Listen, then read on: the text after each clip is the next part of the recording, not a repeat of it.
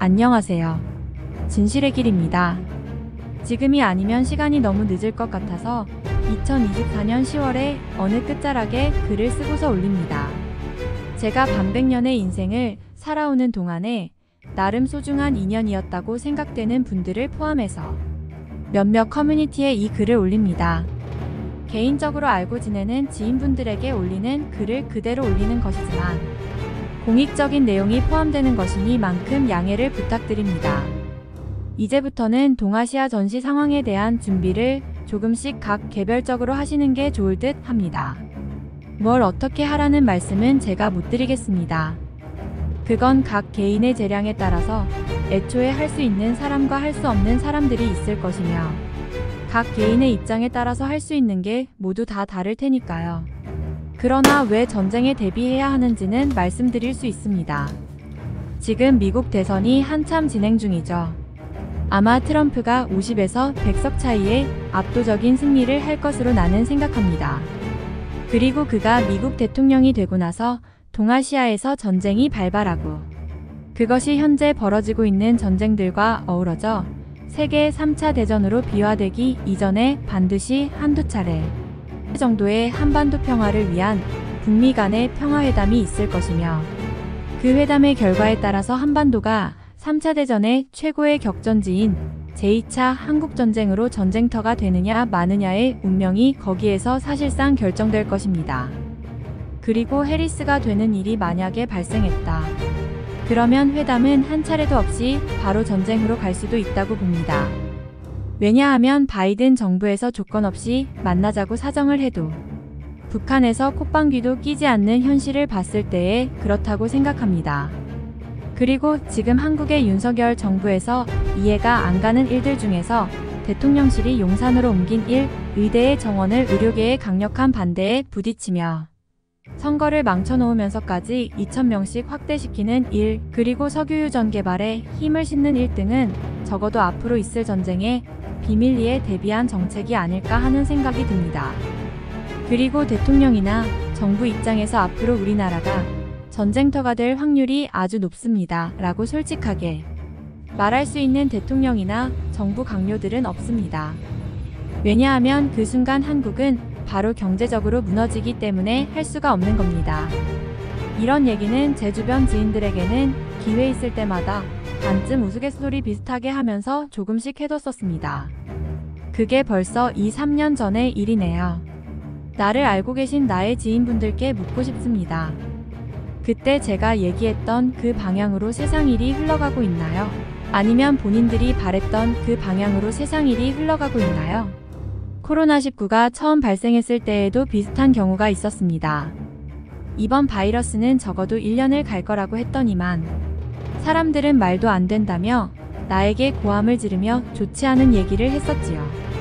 그들은 나와의 얘기를 기억하지 못하겠지만 그때도 대부분의 한국인들은 알지 못하는 얘기들을 그들에게 전하기도 했었습니다. 그리고 그 얘기들도 틀린 적이 없었습니다. 그렇지 않나요? 그때부터 저를 알고 계신 분들 노노노노 딱 한 가지 틀린 게 있네요. 나는 1년 정도를 예상했는데 이놈의 삶은 소대가리 문재인 정권에서 무려 쓸데없이 2년을 더 끌었고 윤석열 정부에 와서야 그 상황이 종료됐으니까 생각해보니 엄청 많이 틀렸네요. 무려 2년씩이나.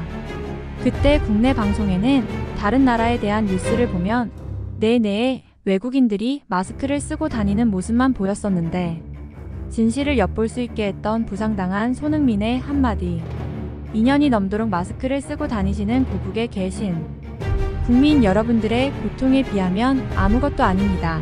라는 소리를 듣고서 나는 얼마나 기가 찼는지 모릅니다. 물론 외국에서 외국인들도 마스크를 착용하고 다녔었지만 우리나라처럼 그렇게 마스크 없으면 죽는 줄 아는 그런 상황은 아니었던 겁니다.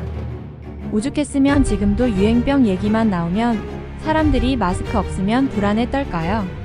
아무튼 미국의 동맹국들과 서방은 그렇게 해서 제국주의 중국과 그 세력들의 21세기 통일 전선 전술, 즉 중국의 초안전 교리에 하나인 생화학전에 대한 대비해서 중국에만 있었던 자국업체의 마스크 공장을 어느 정도 자국으로 오게 함으로써 생화학전에 대한 대비를 할 수 있게 됐습니다. 코로나19 사태 초기에 온 나라가 마스크를 생산하는 곳이 없어서 마스크 부족으로 난리가 났었고, 더구나 중국도 마스크 부족으로 난리가 나는 통에 중국산 수입품을 구해서 쓰는 것도 힘들었었죠. 만약에 그 상황에서 생화학전이 발생했다면 과연 지금 우리가 무사할 수 있을까요? 일반 마스크를 만드는 업체가 공업용 방진 마스크부터 군용 방독면까지 만드는 것을 봤을 때에 정말 아찔하죠. 크크. 어쩌면 처음부터 중국과의 일전에 대비하기 위해 미국과 서방이 중국을 코로나19의 발생지로 지목한 것일지도 모르는 일이죠. 그리고 지금 그때 중국을 막 두들겨 패던 미국의 트럼프가 다시 미국 대통령 후보로 나왔고, 아마도 그가 대통령이 될 것으로 봅니다. 그가 미국 대통령이 되면 현재 진행 중이며 북한군이 파병된 러우 전쟁은 빠르면 1년에서 2년 정도에서 마무리될 겁니다. 그러나 그것이 세계의 평화를 가져오는 것은 절대 아니며 오히려 예비게임 혹은 리허설 전쟁의 성격이 강한 러우 전쟁이 끝나면 동아시아에서 본게임으로 동아시아 전쟁이 시작될 겁니다. 아마도 그 시기는 러우 전쟁이 끝나고 1년 정도의 시기로 나는 생각하고 있으며 2027년에서 2028년 정도의 시기가 가장 유력하다고 생각합니다.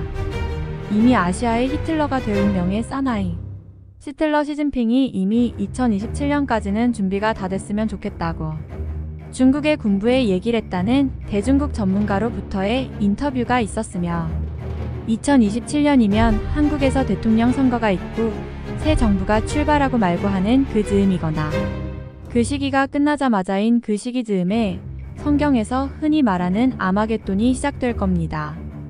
바로 그렇기에 지금부터는 전쟁이 일어날 것에 대한 대비를 조금씩 해야 한다고 봅니다.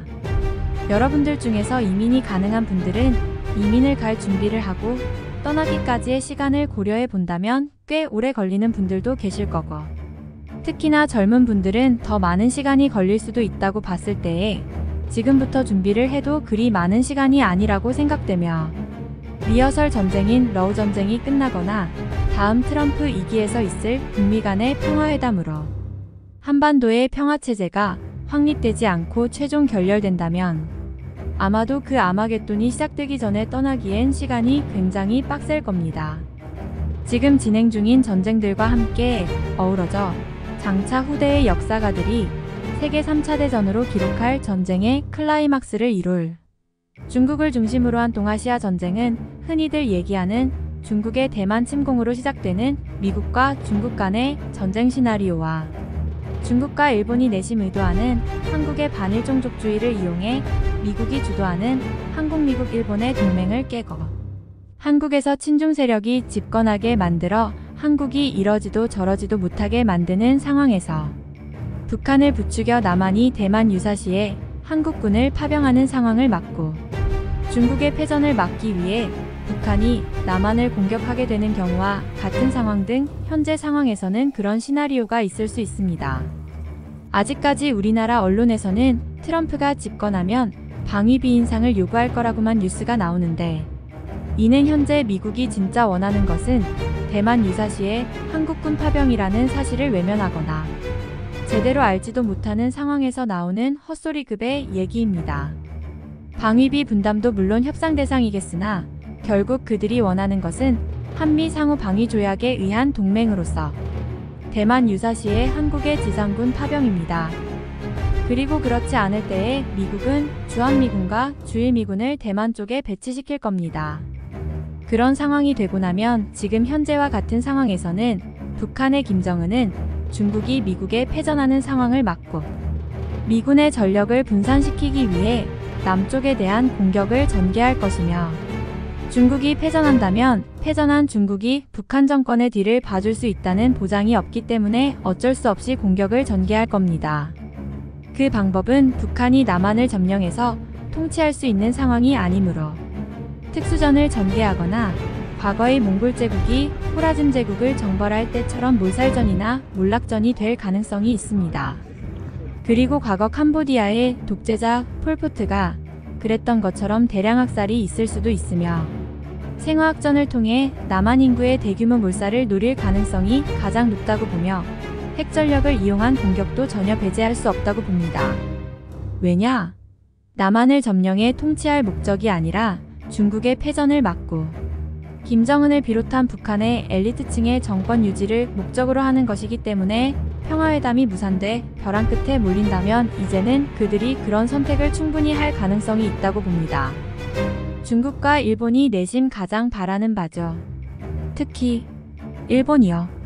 한국이 반일로 똘똘 뭉치고 주한미군 철수나 외치면서 미국이 바라는 대중국 견제의 축에서 한미일 삼각동맹이 이뤄지지 않고 한국이 중립이나 중국 쪽으로 붙는 일이 생긴다면 미국은 어쩔 수 없이 한국 방위는 한국군이 전담하게 하고 떠날 것이며 50만의 한국군은 북한의 100만 대군과 만주 쪽의 인민해방군을 비록 짧은 기간일지라도 단독으로 막아야 할 것이고 결국은 일본의 우익들이 원하는 대로 한반도는 전쟁터가 되는 겁니다.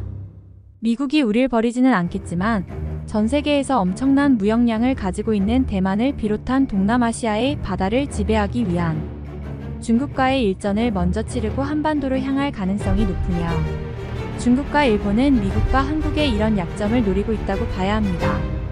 일본의 우익들이나 일본인들이 한국의 반일 감정을 싫어한다고 보면 크나큰 착각입니다. 오히려 한국의 반일 종족주의는 미국이 원하는 한미일 협력체를 해치고 한반도를 전쟁 상황으로 몰고 갈 가능성이 높기 때문에 일본 정치인들은 아주 반기는 일입니다.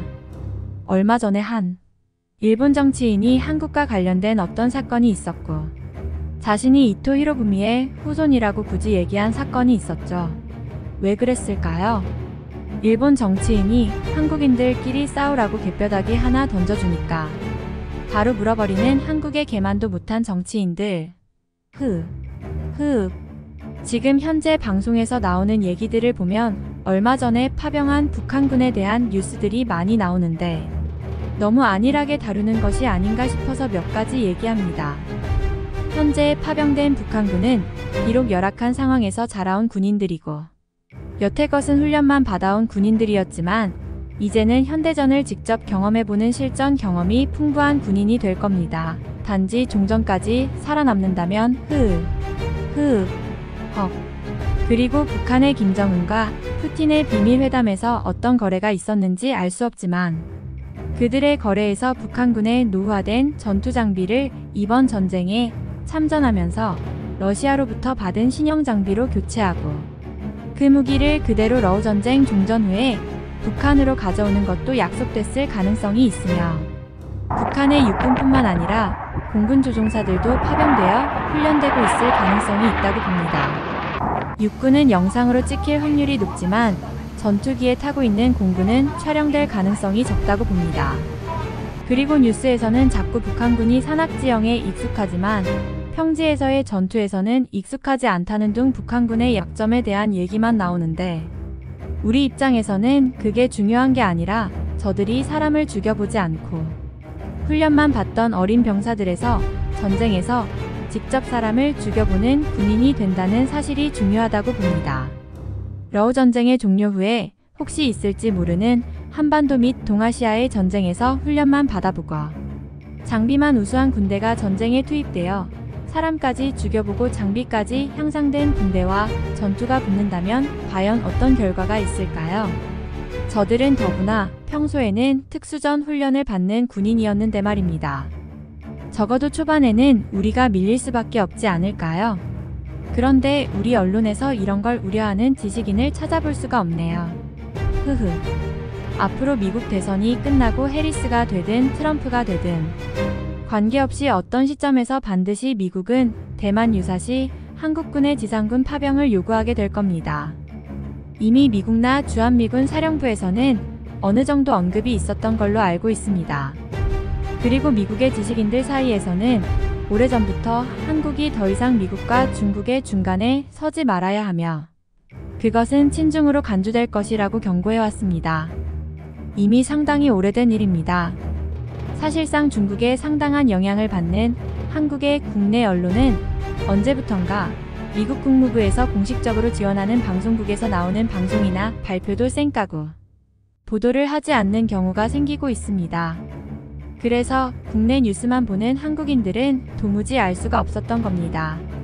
지금 미국과 중국의 중간에서 한국이 고민을 하느니 마느니 해야 한다는 한국 내 언론에 나오는 지식인이나 패널들이 와서 하는 얘기는 아예 애시당초 불가능한 헛소리일 뿐입니다. 크크크크으. 한반도에서 북미 간의 마지막 평화회담이 결렬되고 주한미군이 철수를 않는 조건과 함께 한국군이 대만 유사시에 파병을 하는 것을 하지 않는다면 한반도는 반드시 세계 3차 대전의 주요 격전지인 2차 한국전쟁의 치열한 격전지가 되어 수많은 인명이 사라지게 될 겁니다. 일본 극우 세력들이 쾌재를 부를 상황을 한국의 반일종족주의자들이 만드는 참 아이러니한 상황. 지금 온라인상에서 반일 감정을 부추기는 이들, 또는 그들에게 지원 자금을 주는 이들과 그 자금의 원천이 과연 한국인들이 많을까요? 아니면 중국인이나 일본인의 스파이들이 많을까요? 한글은 너무나도 익히기 쉬운 문자라서 오히려 그게 맹점일 수도 있는 겁니다. 앞으로 미국 대선이 끝나고 어느 후보가 대통령이 되든 아니든 때가 되면 한국에게 반드시 대만 유사시 한국군 파병을 요구하게 될 것이며, 그리고 한국의 반일주의 및 반미종족주의 단체들을 중심으로 파병 반대와 주한미군 철수를 외치는 운동이 촛불을 들고 일어날 겁니다. 금쪽 같은 우리의 아들들을 전장으로 보낼 수가 없다면서 울며 불며 하면서 말입니다. 북미 평화회담이 결렬된 상황에서 그런 상황이 된다면 그들이 촛불을 들고서 일본 극우 세력들의 바램대로 한반도를 전쟁 상황으로 몰고 가는 셈인 거죠.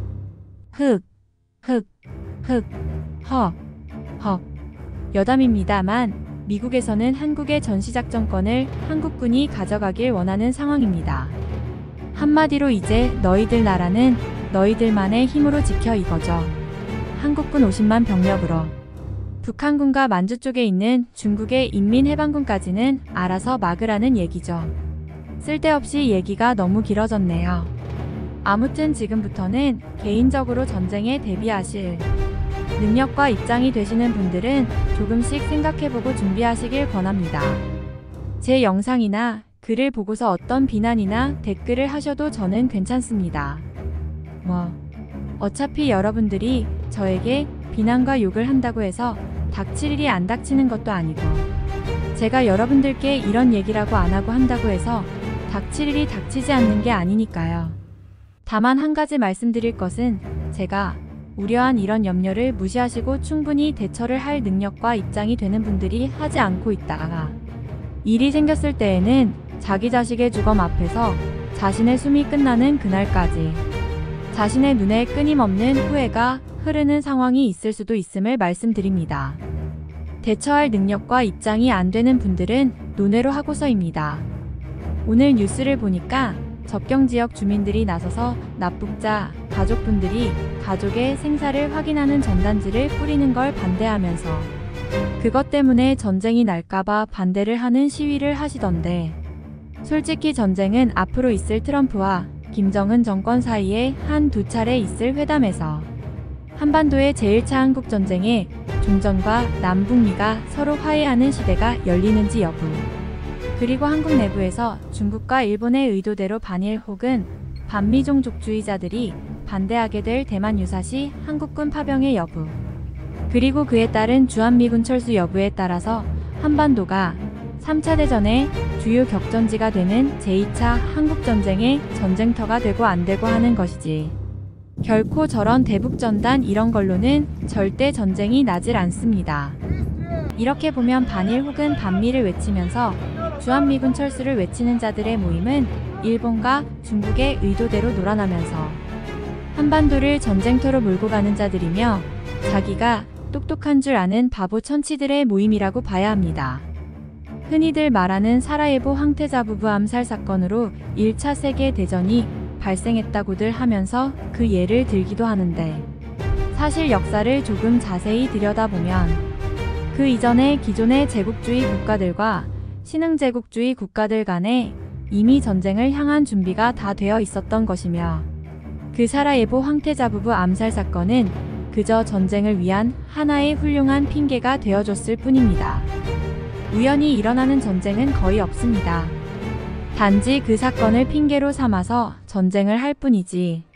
그러니까 TV나 유튜브 등에서 각종 불안한 소식이 들어와도 북미 간 평화회담의 결과가 나올 때까지 안심하시고 생업에 충실하십시오. 그렇지만 평화회담이 실패하는 모습을 보고 난 후에 혹은 러우 전쟁이 종료되는 걸 보고 난 후에 이민 등을 준비하신다면 남은 시간이 거의 없다고 봐야 할 겁니다. 저는 슬아의 자녀도 없고 젊은 나이도 아닌데다가 외국에 연고가 있는 것도 아니고 해서 나갈 수가 없지만 젊은 여러분들은 이민을 지금부터 고려해보시는 게 좋을 듯 합니다. 그리고 준비를 천천히 진행하시다가 평화회담 성사 여부와 평화체제가 되는지 여부 등에 되어가는 상황을 보고서 최종 결정을 내리시는 게 가장 현명하실 걸로 봅니다. 이민을 가더라도 멍청하게 그 나라가 지금 잘 사는 것만 보고서는 판단을 잘 못하여 앞으로 전쟁이 날 곳으로 가는 일이 없도록 하시길 바랍니다. 일단 동아시아 전쟁이 시작되면 전 세계가 3차 대전으로 빨려 들어가지 않는 나라가 없겠지만 그나마 유럽 지역과 일본, 북미 정도가 비교적 안전하지 않을까 생각됩니다. 유럽은 2차 대전까지는 유럽 국가들이 분열되어서 자기들끼리 전쟁을 했었지만 지금은 EU라는 체제 속에 있기 때문에 EU 이외의 국가와 전쟁하는 일은 있겠지만 유럽 자체가 전쟁터가 되진 않을 겁니다. 제가 이런 주장을 하는 근거가 되는 자료들은 너무나도 양이 방대해서 제가 예전에 만들어뒀던 제 채널의 유튜브 영상과 그 URL 주소로 대신합니다. 그리고 제 지인들이나 다른 분들께도 더 이상 이런 얘기라는 일이 없을 겁니다. 왜냐? 지금부터는 사실상 어떤 준비를 하기에는 시간이 점점 짧아져서 실제로는 준비할 수 있는 게 점점 줄어들 것이라 더 이상 얘기를 해봤자 의미가 없다고 보기 때문입니다. 트럼프와 김정은 간에 한두 차례 많으면 세 차례 정도 있을 북미 평화회담이 최종 결렬되는 순간부터는 남은 나날들을 소중한 분들과 함께 하시며 소중하게 보내시길 바랍니다. 그 이후에는 더 이상의 평화회담도 없을 것이며 한반도의 현재와 같은 상황도 더 이상 존재하지 않을 겁니다. 아마도 일반적으로들 예상하는 중국이 대만을 침공하고 대만군과 미일연합군이 반격하여 전쟁을 승리로 이끌었을 때의 전후에 패전한 중국에 대해 승전국들이 반드시 책임을 물을 것이고 패전국이 어떤 것을 배상해야 하게 될지는 모르겠지만 과거 청나라가 아편전쟁에서 패한 이후부터 완전히 망할 때까지 어떤 일이 있었는지를 생각해보면 어느 정도 예상해 볼 수 있을 겁니다. 대만 침공 자체를 저지하는 것만으로 전쟁이 끝날 수도 있겠지만 패전하게 될 중국과 함께한 국가나 중립이나 지키고 있던 나라는 적어도 50년 정도는 아주 혹독한 대가를 치를 겁니다. 중국의 인구가 현재의 절반 이하의 수준으로 줄어드는 아주 긴 세월 동안 크고 작은 전쟁이 중국 주변과 내부에서 끝이 없을 겁니다. 과거 청나라가 망할 때처럼요. 물론 미국도 아주 많은 대가를 치르겠지만 결국 그것도 패전한 중국에게 부담을 지울 겁니다. 제가 이런 얘기를 여러분들께 하는 것은 여러분들 중에 누군가는 특히 그 중에 젊은 분들은 꼭 살아서 앞으로 있을 것으로 거의 확실시되는 동아시아 전쟁에서 있을 수도 있는 제2차 한국전쟁으로부터 무사히 살아남고 폐허가 된 한국 땅으로 다시 돌아와서 한국인으로서의 명맥을 이어가길 바래서입니다. 천멸중공, 반중 친미, 친일은 어제의 매국, 친중은 오늘의 매국.